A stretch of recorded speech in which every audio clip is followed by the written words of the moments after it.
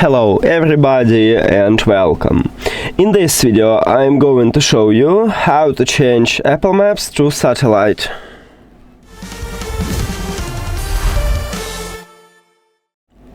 And let's get started by open Apple Maps application. And Google tell me that you need to have at least iOS 18 to use this feature. But I'm not sure, maybe you can also use it at the previous version. So, at the main feed, we have this map icon, and you need to click at this icon on the right side, and we have 4 modes. So, click at the satellite, and now we need to wait a bit, and we did it.